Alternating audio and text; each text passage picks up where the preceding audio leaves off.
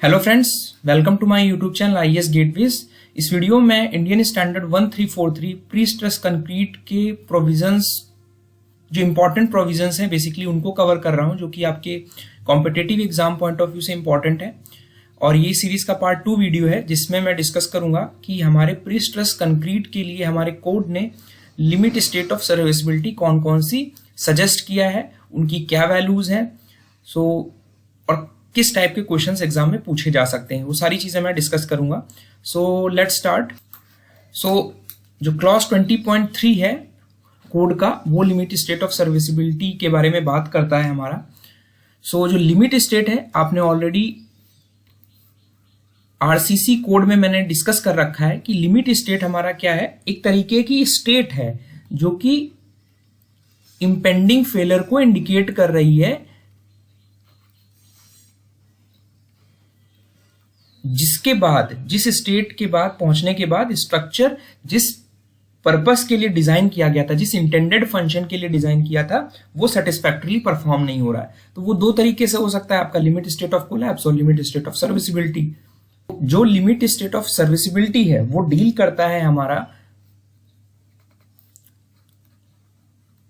Discomfort to occupancy, या structural की मैल functioning हो जाए ड्यू टू सेवरल पैरामीटर्स, जो कि हमारे लिमिट स्टेट ऑफ सर्विसिबिलिटी को गवर्न करेंगे। जब वो वैल्यूज हमारी एक्सेसिव हो जाएंगी तो जो स्ट्रक्चर है, उसके जो यूजर्स हैं बेसिकली, उनको डिस्कंफर्ट होगा and structure is treated to be unserviceable. तो जो एक्सेसिव वैल्यूज जिनकी वजह से हमारी ये लिमिट स्टेट ऑफ सर्विसिबिलिटी हम कंसीडर करेंगे, उसमें सबसे पहले आता है हमारा क्रैकिंग, कि अगर हमारी किसी भी स्ट्रक्चर में एक्सेसिव क्रैकिंग होगी तो it becomes unserviceable beyond a certain limit. उसके बाद दूसरी जो वैल्यू है दैट इज एक्सेसिव डिफ्लेक्शन, जो IS1343 जिनके बारे में बात करता है। थर्ड इंपॉर्टेंट चीज है जो प्री स्ट्रेस कंक्रीट के लिए बहुत इंपॉर्टेंट है, जो कि आपने आरसीसी के लिए नहीं पढ़ी होगी, कि हमारा डिस्कंफर्ट टू ऑक्यूपेंसी जो है लिमिट स्टेट ऑफ सर्विसिबिलिटी में हमारा maximum compressive stresses comes under the, ये मैक्सिमम कंप्रेसिव स्ट्रेसेस जो हमारी प्री स्ट्रेस कंक्रीट मेंबर में डेवलप हो रही हैं during transfer of pre stressing force, जो हम एंकरेज सिस्टम से अपनी प्री स्ट्रेसिंग फोर्स ट्रांसफर कर रहे हैं अपने स्ट्रक्चर पे, तो ड्यूरिंग ट्रांसफर या डिजाइन लोड की वजह से जो हमारी मैक्सिमम कंप्रेसिव स्ट्रेसेस स्ट्रक्चर में डेवलप हो रही हैं, वो हमारी लिमिट स्टेट ऑफ सर्विसिबिलिटी के अंडर हम कंसीडर करेंगे, ट्रांसफर एंड डिजाइन लोड्स की वजह से। और चौथा है हमारा वाइब्रेशंस। तो इन चारों पैरामीटर्स के बारे में हमारा कोड डिटेल में डिस्कस करता है। सो इस वीडियो में बेसिकली मैं क्रैकिंग और डिफ्लेक्शन की वजह से जो हमारे रिस्ट्रिक्शंस लगाए गए हैं प्री स्ट्रेस कंक्रीट स्ट्रक्चर्स में, वो आपको डिटेल में डिस्कस करूंगा। ठीक है, तो सबसे पहले हमारा डिफ्लेक्शन है। Deflection of a structure or a part thereof shall not adversely affect the appearance or functional requirement of the structure or finishes or partitions। ठीक है, एक्सेसिव डिफ्लेक्शन नहीं होना चाहिए, अदरवाइज वो उस पर्टिकुलर स्ट्रक्चर या उस स्ट्रक्चर के पार्ट के अपीयरेंस को अफेक्ट करेगा, जो कि हमारी फंक्शनल रिक्वायरमेंट ऑफ स्ट्रक्चर को भी अफेक्ट कर सकता है। ठीक है, और हमारा स्ट्रक्चर जिस इंटेंडेड फंक्शन के लिए डिजाइन किया गया वो सेटिस्फैक्टरली परफॉर्म नहीं होगा। ठीक है, इस चीज को ऐसे समझ सकते हैं कि सपोज हमारे पास कोई प्री स्ट्रेस कंक्रीट का गर्डर ब्रिज है, अगर हमारा एक्सेसिव डिफ्लेक्शन होता है उस पर्टिकुलर गर्डर पे, ठीक है, तो जो हमारे यूजर्स होंगे उनको साइकोलॉजिकल ये एक फीलिंग ऐसी आएगी कि ये स्ट्रक्चर हमारा सेफ नहीं है। तो जो ये फीलिंग है that is under the limit state of serviceability due to excessive deflection. तो इसके लिए कोड ने क्या किया, कुछ हमारे रिस्ट्रिक्शंस लगा दिए कि जो आप स्ट्रक्चर बना रहे हो, आपको ये चीज ध्यान रखनी है कि किसी भी स्टेज में ड्यूरिंग दी सर्विस लाइफ हमारे ये चीजें एक्सीड नहीं करनी चाहिए। तो पहले जो प्रोविजंस हैं ए और बी, ये हमारे आरसीसी स्ट्रक्चर्स में भी आपने पढ़ रखे हैं कि हमारा जो मैक्सिमम डिफ्लेक्शन है, ठीक है, हम प्रीस्ट्रेस कंक्रीट ब्रिज के टर्म्स में ही बात कर रहे हैं, ब्रिज के बीम के टर्म्स में बात कर लीजिए, आपकी कोई प्रीस्ट्रेस्ड बीम है आपकी, तो वहां पर आपकी जो मैक्सिमम डिफ्लेक्शन है, जिसमें सारी चीजें इंक्लूडेड है, डिजाइन लोड्स इंक्लूडेड है, टेम्परेचर क्रीप की वजह से भी हमारे डिफॉर्मेशंस हो रहे हैं स्ट्रक्चर में, टेम्परेचर क्रीप एंड श्रिंकेज, इन सभी की वजह से जो मैक्सिमम डिफ्लेक्शन है वो हमारा स्पैन बाई 250 से कम होना चाहिए किसी भी कंडीशन पे ड्यूरिंग सर्विस कंडीशन, अदरवाइज हम इस स्ट्रक्चर को अनसर्विसेबल कंसीडर करेंगे उस पर्टिकुलर स्टेज के बाद, ठीक है। और ये जो डिफ्लेक्शन है ये कहां से मेजर होना, हम मेजर करेंगे, ये cast level of the supports of the floors या roofs and all other horizontal members, ठीक है। सपोज हमने कोई प्रीस्ट्रेस बीम डाली,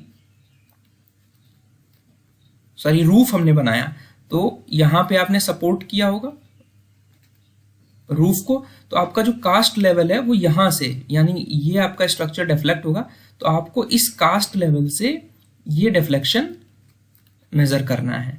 तो ये बेसिकली रिस्ट्रिक्शन आपके हॉरिजॉन्टल मेंबर्स के लिए, सभी हॉरिजॉन्टल मेंबर्स के लिए एप्लीकेबल है। फिर सिर्फ और सिर्फ टेम्परेचर क्रीप और श्रिंकेज की वजह से जो डिफ्लेक्शन हो रहा है occurring after erection of partitions and the application of finishes, means इसका मतलब आपने प्रीस्ट्रेस्ड मेंबर में फिनिशिंग की हुई है, finishes in the form of हो सकता है प्लास्टर किया हो, ठीक है, उस पर कोई एस्थेटिकली इम्प्रोवाइजेशन के लिए कोई आर्किटेक्चरल वर्क किया हो, तो वो जो फिनिशेस हैं उनके करने के बाद टेम्परेचर क्रीप और श्रिंकेज की वजह से जो डिफ्लेक्शन होने वाला है स्ट्रक्चर पे, it should be less then span by 350 या 20 mm, which ever is lesser. इनमें से जो लेसर वैल्यू होगी उससे हमारा जो डिफ्लेक्शन है टेम्परेचर क्रीप और श्रिंकेज की आफ्टर इरेक्शन ऑफ पार्टीशन का मतलब वो काम आपने कर लिया, बिकॉज आप देख रहे हैं कि ये वैल्यू जो है ये इससे कम है, ठीक है, बिकॉज इसमें दोनों तरीके के डिजाइन लोड्स की वजह से भी डिफ्लेक्शन इंक्लूडेड है, इसमें सिर्फ और सिर्फ आपके टेम्परेचर क्रीप और श्रिंकेज की वजह से डिफ्लेक्शन इंक्लूडेड है, ठीक है। तो ये वैल्यूज हमारी लोअर साइड पे रहेंगी, बिकॉज जो फिनिशिंग आप अप्लाई कर रहे हो स्ट्रक्चर पे वो आपकी कम डिफ्लेक्शन वैल्यूज पर ही अनसर्विसेबल हो जाएगी। तो जो हमने ये ए और बी में जो डिफ्लेक्शंस की बात करें, ये हमारे डाउनवर्ड डिफ्लेक्शन है, ये ध्यान रखना है आपको, these are the downward deflections, ठीक है, फॉर दी हॉरिजॉन्टल मेंबर। तो आप कह सकते हो कि ये सिर्फ और सिर्फ डिपेंड कर रहे हैं हमारे कोड के हिसाब से, जो हमारा स्पैन का कॉन्फ़िगरेशन है उस पर डिपेंड कर रहे हैं, ठीक है। इसी वजह से हम लोग जो डिफ्लेक्शन कंट्रोल करने के लिए basic span divided by effective जो डेप्थ है उसको कंट्रोल करते हैं, उस पर रिस्ट्रिक्शन लगाते हैं, वो हम फर्दर डिस्कस करेंगे। और इसमें जो प्रीस्ट्रेस कंक्रीट के लिए एक इन्होंने आइटम ऐड किया है, ये कहते हैं कि अगर आप फिनिशेस अप्लाई कर रहे हो प्रीस्ट्रेस कंक्रीट मेंबर पे, ठीक है, तो उस केस में आपका अपवर्ड डिफ्लेक्शन भी हमारा स्पैन बाय 300 से एक्सीड नहीं होना चाहिए। तो ये इंपॉर्टेंट है एग्जाम पॉइंट ऑफ व्यू से, बिकॉज ये थोड़ा सा डिफरेंट पैरामीटर है जो कि IS-456 में कवर नहीं किया था, and this is applicable to only prestress concrete members, ठीक है। तो आपका जो भी मेंबर है आपने उसको प्री-स्ट्रेस किया हुआ है, ठीक है, और आपने इसमें फिनिशेस अप्लाई की हुई हैं, तो इसकी वजह से जो आपका स्ट्रक्चर में ये डिफ्लेक्ट अपवर्ड प्रोफाइल बनेगी, इसका जो मैक्सिमम डिफ्लेक्शन है this should be restricted to span by 300, this should be less than S/300 जो भी स्पैन है, ठीक है। और बस इंश्योर ये करना है कि उस स्ट्रक्चर में अगर आपने कैम्बर प्रोवाइड किया हुआ है तो वहां पर यूनिफॉर्मिटी होनी चाहिए, ठीक है। कैम्बर का मतलब होता है कि आपने उस पर्टिकुलर स्ट्रक्चर में पहले से ही अपवर्ड एक प्रोफाइल के अकॉर्डिंग आपने अपवर्ड डिफ्लेक्शन दे रखा है स्ट्रक्चर को कि under the action of load वो अपनी नॉर्मल पोजीशन पे आ जाए, तो वो हमारी यूनिफॉर्म होनी चाहिए कैम्बर में, ठीक है।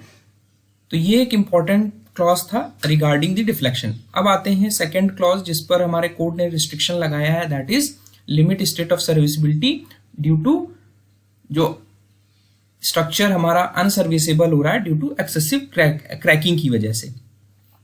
ठीक है, तो क्रैकिंग जैसे ही आती है तो वो हमारी एसोसिएटेड होती हैं टेंसाइल स्ट्रेसेस से, कि स्ट्रक्चर में जब टेंसाइल स्ट्रेसेस होंगी तो हमारे स्ट्रक्चर में क्रैकिंग हो सकती है। तो हमें ये इंश्योर करना है लिमिट स्टेट ऑफ सर्विसिबिलिटी में डिजाइन के दौरान कि हमारी जो क्रैक विड्थ्स हैं वो इतनी ज्यादा ना हो, एक्सेसिव ना हो कि वो हमारे स्ट्रक्चर की अपीयरेंस और ड्यूरेबिलिटी को अफेक्ट करे, अदरवाइज स्ट्रक्चर वापस से हमारा अनसर्विसेबल हो जाएगा। तो criteria for limit state of cracking for 3 types of prestressed concrete members.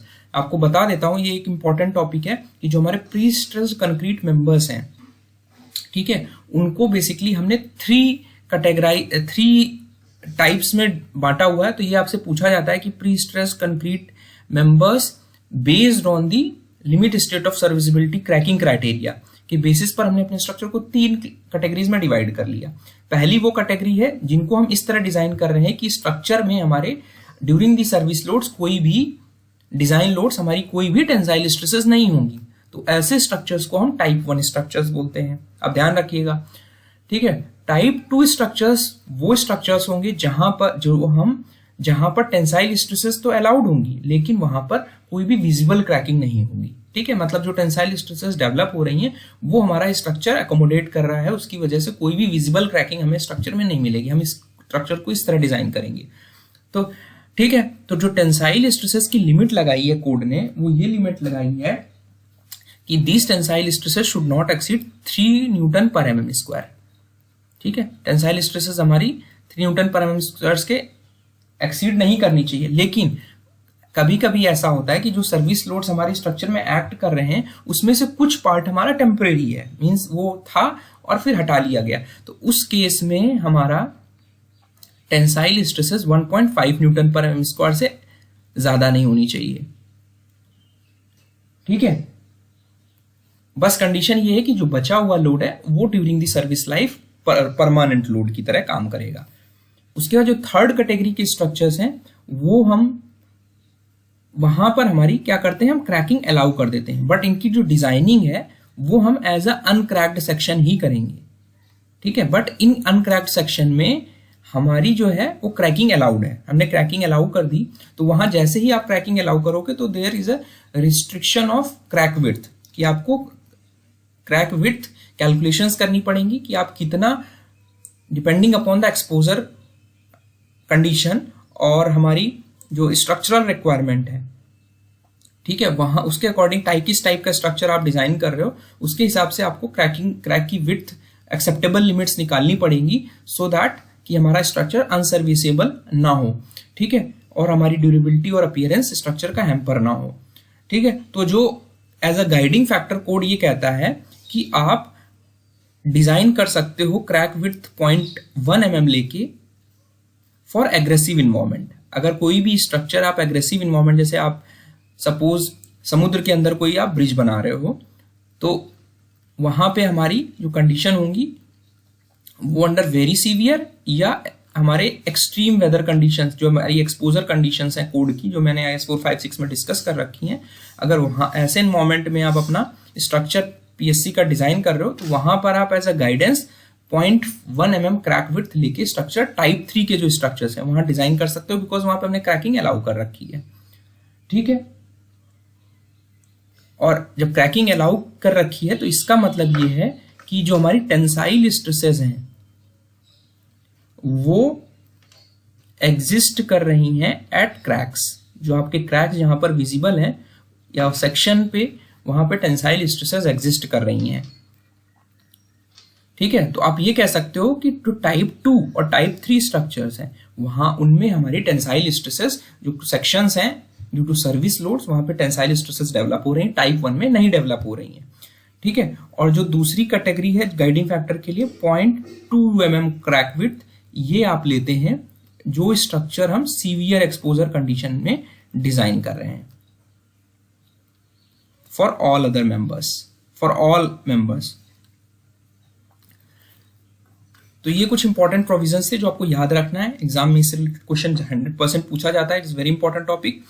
और द फ्लेक्चरल टेंसाइल स्ट्रेसेस, यानी फ्लेक्चर का मतलब है कि आपकी बेंडिंग हो रही है, उसकी वजह से जो क्रॉस सेक्शन में टेंसाइल स्ट्रेसेस डेवलप हो रही हैं एट ट्रांसफर, प्री स्ट्रेस जो ट्रांसफर हो रहा है उस समय, या under unfavourable conditions combination of design load, वो हमारे self satisfy the criteria for corresponding type of structure. ठीक है, टाइप 1, टाइप 2, टाइप 3 उनके प्रोविजंस को कंपाइल करना चाहिए जिसके लिए भी हमने डिजाइन किया है। ठीक है, तो नेक्स्ट वीडियोस जो हम डिस्कस करेंगे उसमें फर्दर हम जो और सर्विसिबिलिटी लिमिट स्टेट्स हैं हमारे ड्यू टू कंप्रेसिव स्ट्रेसेस वो हम डिस्कस कर लेंगे। Thank you and all the best.